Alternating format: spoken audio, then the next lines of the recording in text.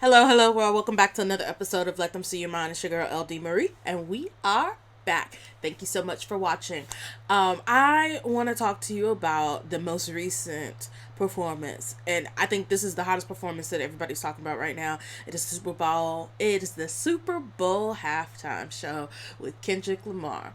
And this week, during one of my lives, I spoke about the meaning and the symbolisms of what the halftime show was to me and what are some of the things that I pointed out within the show. And I really think that this would be beneficial for y'all to tune in into that live. So it's not going to be me sitting right here. It's going to be me, y'all listening to a live that I was in. Well, not I wasn't in, that I was hosting. And I had some conversations with some other two people.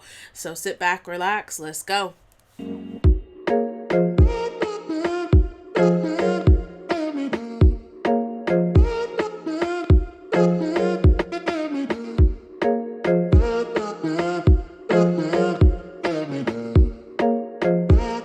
Hey guys, what is up?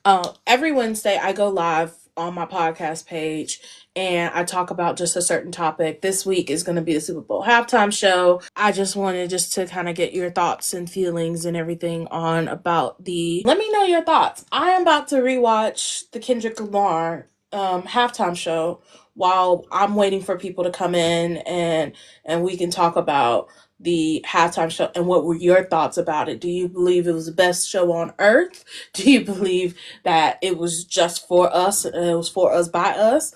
Or do you just believe that this was just the absolute worst? They shouldn't have broadcast this whatsoever. So it's gonna go on the background and I'm gonna be listening to it. Hi, thank you for watching it with me. But yeah, I guess my thoughts. Oh well, thank you for joining. Um, but yeah, just tell me your thoughts about the Super Bowl halftime show. What is your thoughts? Was this your first time watching it? Was it like your fifth time watching it this week? I'm gonna give you my thoughts while you correlate your thoughts, or you can come up on the panel right here and invite yourself up, and you can talk with me there. But I would say that the halftime show was A1.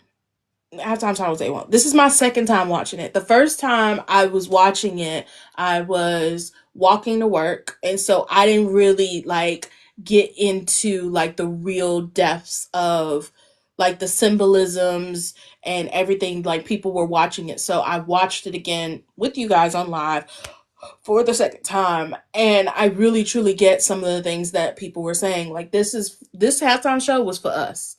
It had nothing to do with anybody on that stage. If they got the references, then they did. And then also, this is just the biggest slap in your face when President Trump was actually at the halftime show as well. I don't know if he actually watched the halftime show because there's a difference in attending the Super Bowl and then also just like not watching it all, because he could have been in the bathroom, he could have been at the concessions, he could have like easily left the building during the halftime, because normally especially for the president, 9 out of 10 you don't really know if they stayed the whole time or not, or if they're in the box. But even if he did, then I'm hopeful that he was able to get the message that was trying to be sent out. Oh, this is dope. Let me see if she'll come on. She'll come on. But yeah, but tap the screen, go ahead, share the live, like the live, and so we can get a whole bunch of people in here and we can have a full on discussion about the halftime show, because this is one of the people that a lot of people are talking about. They're talking nonstop about Kendrick Lamar, whether it be good, bad, ugly. They are definitely talking about him. And we're gonna just go through some of the things that I noticed within the second time me watching it. So the second time that I've watched it, I did notice some of the things that people were pointing out. So I did notice that the lights at the beginning of the show mimic a PlayStation and how it was loading for a game. I did not notice that as I was walking to work, because I think more or less I was listening and I caught different scenes, but I didn't really articulate or put things together. And unfortunately, because I watched the show, and then I saw like aftermaths of people giving their takes and everything else. Um, I kind of understood that, and then it went a little deeper for me when I was actually watching it the second time around. So me watching it for the first time, I noticed the PlayStation modules. I really think Samuel L. Jackson did a fantastic job. This low key, this character reminded me of the character that he played in Django. That like it gave those vibes. It gave the servant vibe. It gave Uncle Tom vibes, quote unquote Uncle Sam, but Uncle Tom vibes. It really gave that notion, and then I really got to pay attention to what um Uncle Sam, quote unquote Uncle Sam, was saying, and then also really listening into Kendrick Lamar music. So I'm not a Kendrick Lamar fan. I love the music that he puts out. If there's something that is on rotation, I listen to it. And normally he really does put out bops. However, I personally never I'm not a Kendrick Lamar stan. Like, I'm not rushing to get the CD. I'm not rushing to get all his albums at the first sight when it comes there.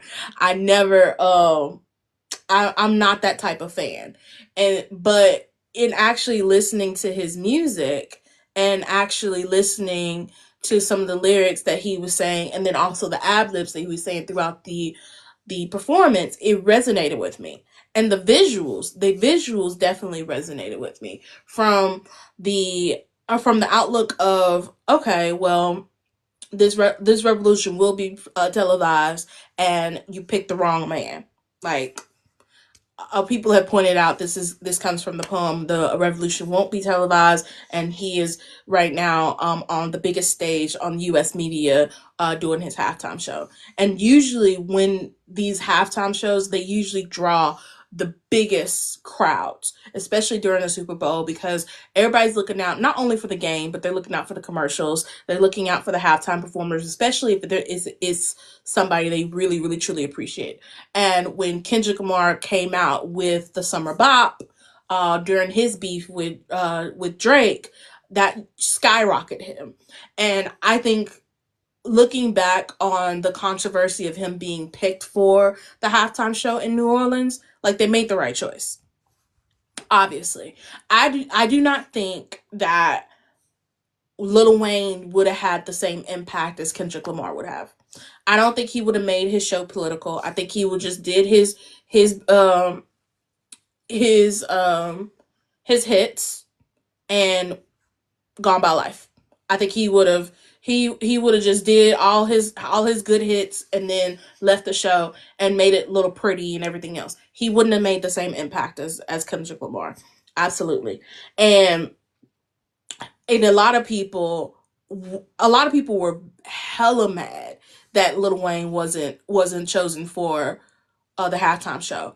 And this halftime show proved that Lil Wayne wasn't the right person to be on stage at that point in time.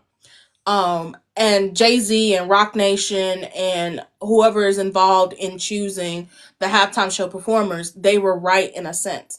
I think they were going in one direction. I believe they were going in one direction in relation to Lil Wayne. They thought they were going into one direction. Then Kendrick Lamar came out with his hit, and then that's when they put him in the eyesight of the things.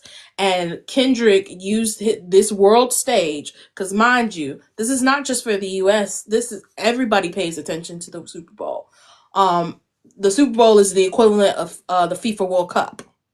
So everybody is paying attention to this show.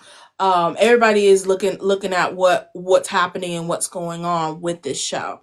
And so for him to not only put black people on another stratosphere, and also sending those messages throughout the show, was the exact right performer that needed for the halftime show. Um, let's move on to some of the things that was mentioned, that was like in the show in general. So the game, as far as like Uncle Sam being like the game controller in relation to America's game. Um, I noticed what people did point out, like part of the stage looked like a jail yard. And also with having the lights, the street lights. I think everybody knows, as far as from, if you were raised in a black community, your mama always said you need to come on before the street lights came on. Never understood it. Never understood why. But I just knew I had to be in the house before the street lights came on. If street lights came on, I had to go to bed. I mean, not go to bed, but I had to be in the house. There was no ifs, ands, buts about it. And this was when, this is like daylight savings times, whatever time it was, regardless of the situation. After the street lights came on, you wasn't allowed outside.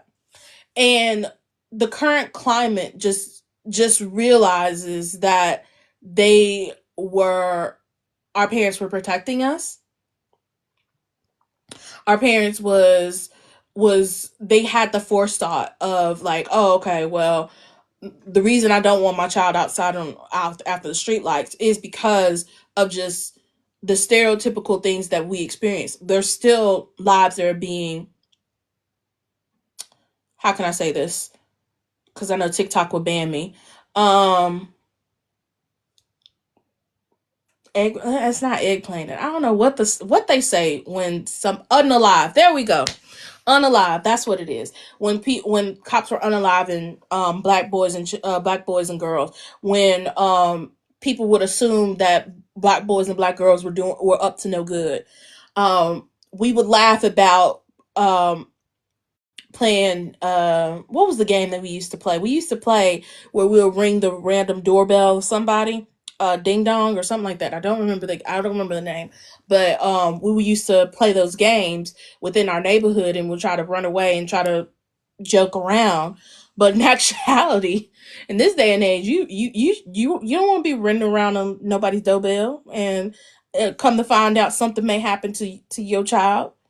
And the stereotypical, like, the black child or black female looking a lot older than what they actually are. What a child would be perceived as 9 years old, another person is perceiving as somebody that's a grown man or a grown woman, which that that's not it's an acquaintance. That's not what it comes about. Oh, let me see, what time is this, because people are blowing my phone up for no reason.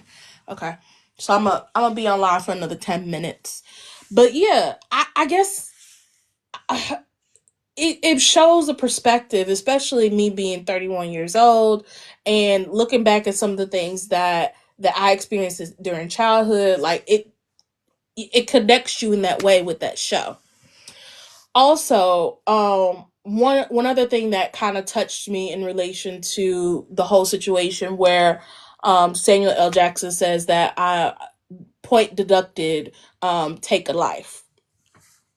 And that also kind of reminds me of just some of the media coverage that is out here, and the media coverage that kind of that showcase where, like, we can be our normal selves, we as black people can be our normal selves, and then from either one incident or another we are unalived because of us doing certain things, everyday things, whether it be we're going to the store, we're going down the street to the doctor, we're getting cigarettes at the store, we are trying to get to the hospital. Like, our lives are in jeopardy in doing those basic things every single day. And people don't a lot of people that are not they're not black, they don't understand that. They try to understand it, but they never do. And then it's those stereotypical thoughts that come about when it comes to um just people of a different race and a different color, that you just never they would never fathom what we go through each and every day. And I'm not just talking about black Americans. I'm talking about the African diaspora all over the world, because everybody around the world is experiencing some type of racism or stereotypical way each and every day. And I think Kendrick, with his show, he highlights the black American experience, but also it also can resonate with our other brothers and sisters across the diaspora. Like, I live in the United Kingdom, And I may not experience that blunt, in your face racism as I would experience Black in America, but I experience those non-subtle and those non like those minor things that no one would pick up on. It's that minor type of like, oh, you don't want to serve me, and so you will go to a different place and wait for somebody else to serve me, or you'll make a certain comment, or you'll look at me a certain way. So it's subtle things that are things that are coming about, whether you be here in the United Kingdom or you go into a different country. Like, those are subtle things that maybe not another person would notice, but I would notice when if I'm paying attention. And when I am paying attention, it makes you feel some type of way. I'm like, what did I do? Or what has my skin done to you to make you feel uncomfortable when I'm just coming up to the counter and making a purchase, or I'm just going about my business and I'm walking around and you're judging me by my skin color? And that happens. And people don't realize that. It's not just an American problem. This is a worldwide problem. The reason that um the George Floyd protests expanded worldwide is because there are a lot of Black um, and brown people are experiencing the exact same thing of police brutality and systematic oppression all over the world. That's the main part. That's the main part about it. Thank you so much for the likes, y'all. If y'all liking what I'm saying, just like the live, share the live with your friends. Let's have a discussion. I have if you want to come up and have your thoughts about the Super Bowl halftime show, please go ahead and invite yourself up. I would love to hear your thoughts in relation to the Super Bowl halftime show and the thoughts of what I'm talking about. So yeah, most definitely. But even it's a worldwide problem. It's not just in America. And what Kendrick did was highlight not only just the Black American experience, just being a Black person in general. And I'm going to touch on what the chaos, I wouldn't say chaos, the disagreement that happens within the Black diaspora, because Black Americans don't understand their other Black people counterparts, and and a lot of people from other parts of the diaspora don't understand the Black plight of the Black Americans. And there's always a lot of discord between that, when it's like, oh well, I think it was most recent when the riots in the UK was popping off, and a lot of Americans were saying to the UK Black folks that how you're not experiencing racism, and UK Black was like, nah, this is this ain't nothing. It's just now being televised. Like, we experience what you experience, but we just experience it on a different level. Like, those types of things are not something that is different from you and I.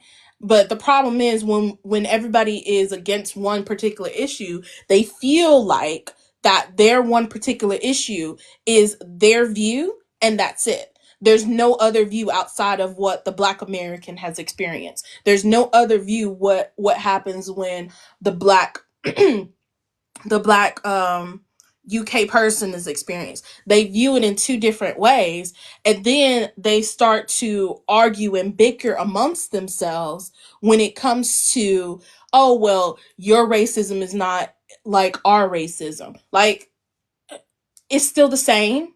We still have the systematic oppression when it comes to those different types of things. So I don't understand where the discord is at. And well, I do understand why the discord is at. Don't get me wrong, I do understand. But there's still that discord between us, and there's a lot of arguments where eventually we, as a society, as a diaspora, eventually, if we don't stand up all together, then we will never make the impact that we all want for all of our countries. We stood up together with George Floyd back in 2020, and the impact that it had on on the world was seen and was televised. This event for Kendrick Lamar was televised, and everybody is talking about it. And so I guess my thing is like, until we are able to come together as the Black diaspora, then we will never reach the fortitude of what we have. If we all can come together and say this is what we're doing and make that impact, because it was similar to the impact when with the Montgomery bus boycott. The Montgomery bus boycott lasted. If don't quote me on it, I think it lasted for a year and a half.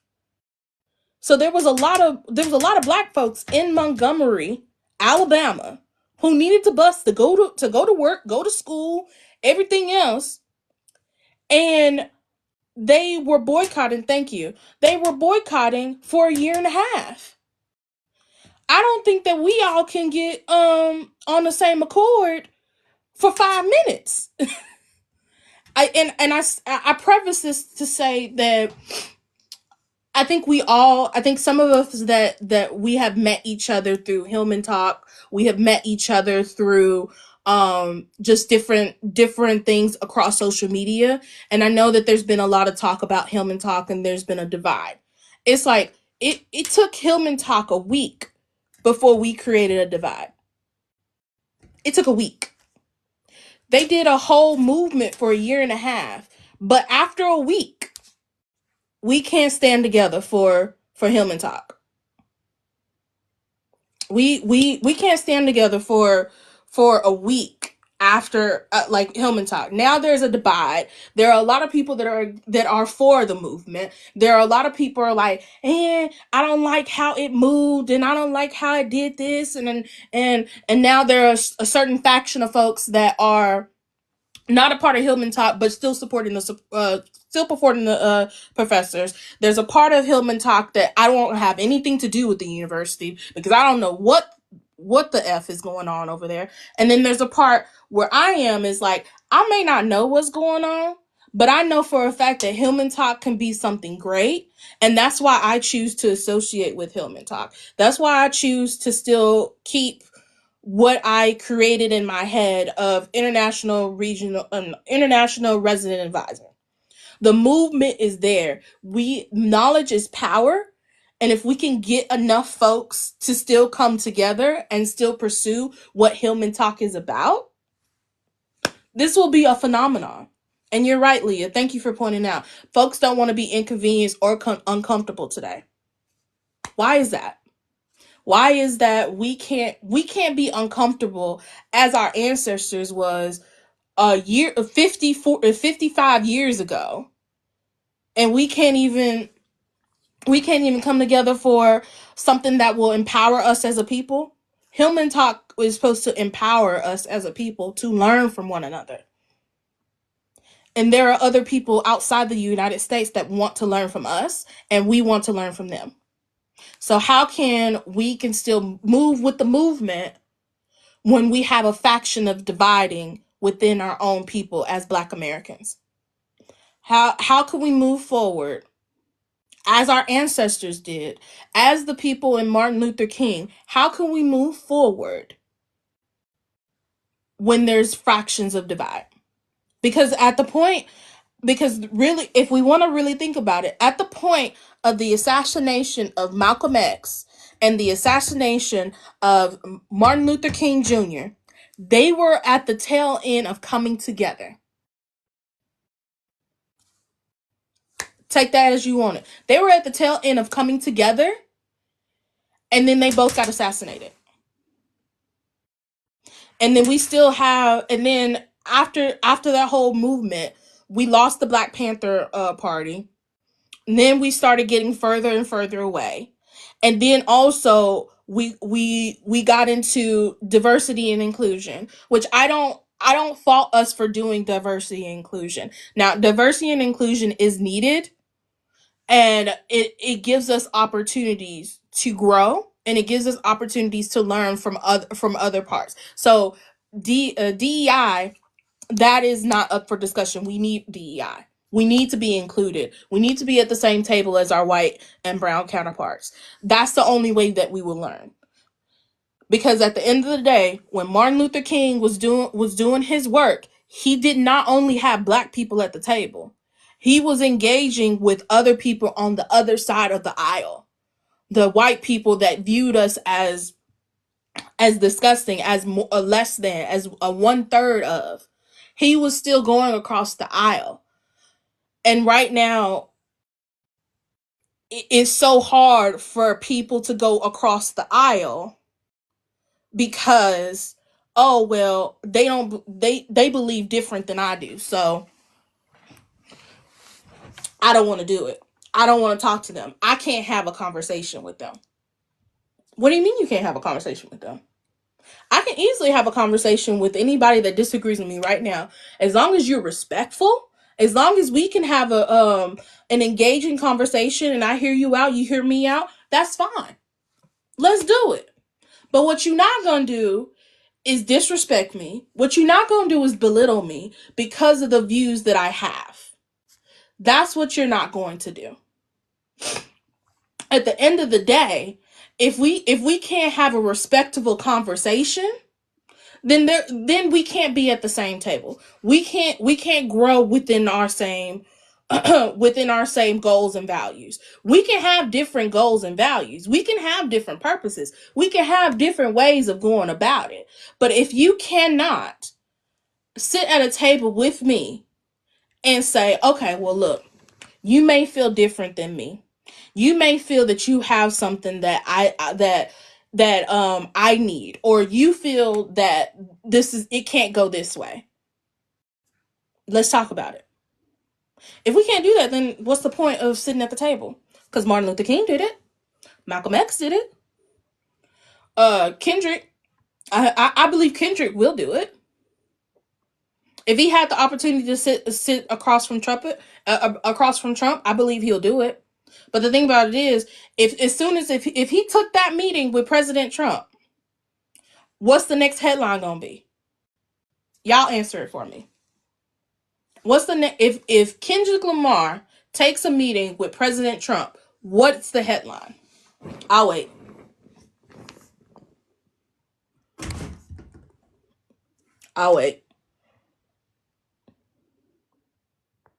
Because I know y'all know. What's the headline? If it came out tomorrow that Kendrick Lamar is going to be taking a meeting with President Trump to talk about what he can do better for the American people, the Black American people, what will be the headline?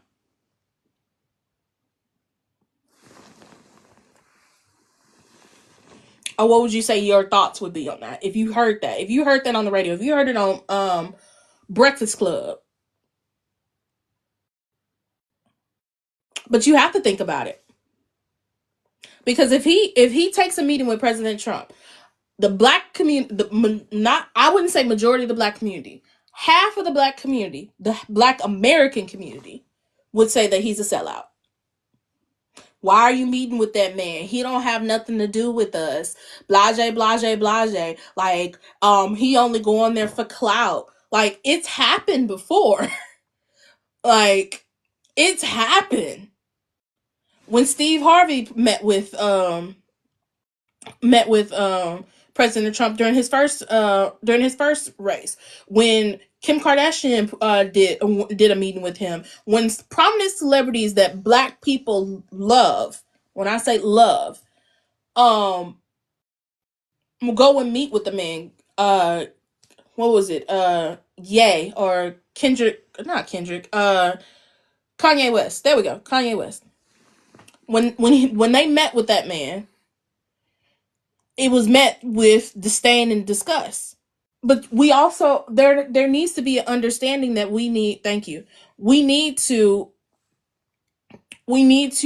get past. Oh well, this is like, I understand he's the president of the United States. I understand that he don't like black people. He don't like black people. He ain't gonna do nothing for the black people. So why meet with the man? Because he's in power. He is creating a war right now in his head that he can change a law with the stroke of his pen. I just had an episode that came out this past Sunday, and I'm having another episode drop on my podcast, Let Them See Your Mind. I spoke about the inauguration and also the lack of diversity within the inauguration and in our government. Because when you look at the inauguration, all you can see is the palm-skinned people. You may see one or two people that are the minority, but you may not even say, oh well. You can say right then and there, it's like, okay, well, he not for us. It's not diverse. But it's the problem is when you don't have a government that's diverse or that mimics the United States, they're not gonna put your plight and your issues above you. Like I fully support my representative. Even though I live in the United Kingdom, I have a representative. My representative is Representative Jasmine Crockett. I'm from Texas. Like, I fully support her, and she is loud and proud about her disdain about what is going on. And so I am proud to be one of her constituents. I can't say for what Ted and John Cohen or the two senators from my state are doing. They're not doing it for me. But I understand that I live or I'm registered in a state that is primarily Republic, but I am registered in a city that's primarily Democratic, Democrat. So I know, just as a metropolitan city, our views are are different. And you're right. There are only a few that are out. There are a few that are outspoken, and the rest are silent. But also, don't mistake their silence as not working. That's what people don't want. You don't want to do that. You don't want to think that, oh, because they're silent, they're not working. They may be silent, so they let the outspoken speak for them. They may be in the background. You may not know their names, but they're still working.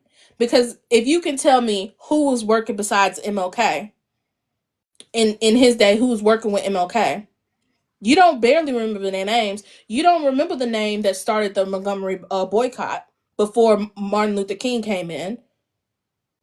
It was a black woman.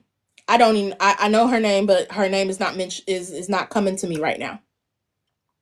But there are people that are in the silent, or you may not know their name, and they're still working.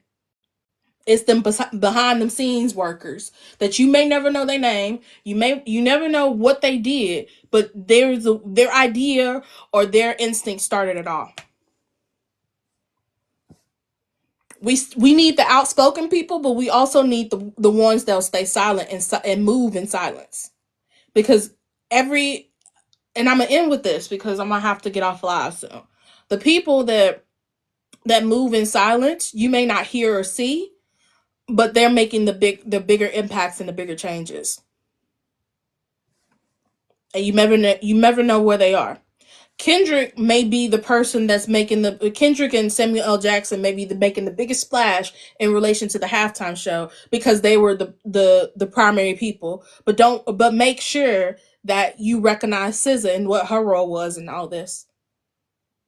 You make sure that the dancers that were actually dancing and envisioning the vision within the halftime show, make sure that they may be silent within this performance, but they're doing volumes of work and intertwining to where this halftime show is what it is to be what it is. Okay. But thank you so much, guys. Thank you too for sticking in with me. I appreciate it. I appreciate the likes. I appreciate the follows. If you will go ahead and just follow my page, this page right here, but also follow my podcast page. It's called Let Them See Your Mind.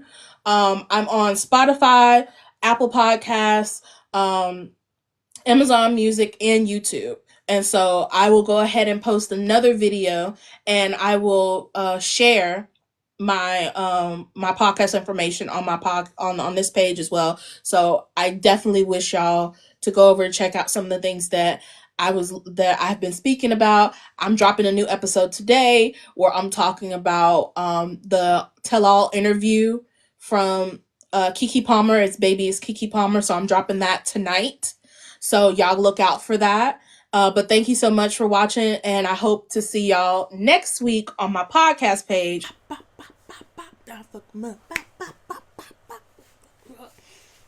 You're tired. It's money made A minor. They're not like us. They not like us. They not like us. Squabble up. Squabble up. Squabble up. Mustard. Yeah, I was having too much of a time watching that show. So did y'all enjoy the live? I sure did. I sure appreciated the conversation that I was having. Even though it was 2 people on live, it doesn't matter. And don't forget, if you're not following me on social media platforms, you should. And so you should catch me on TikTok live every Wednesday at 7 p.m. British Summer Time. And that is 1 p.m. Central Standard Time. So if y'all just want to come and hang out with me and interact and engage with me, go ahead and go over to my YouTube channel. But thank you so much for watching this episode today. Don't forget to like and subscribe to all of my things. You can see that some of the videos are going to be popping up on the screen. If you're watching on YouTube, if you're on Spotify, go ahead and just look through my catalog of episodes. We have 4 seasons worth of episodes, and that's on my Spotify, on my Apple Podcasts, and Amazon Music. So if y'all have any questions or y'all just want to talk about certain things, just feel free to reach out to me. This is your girl LD Marie, and we are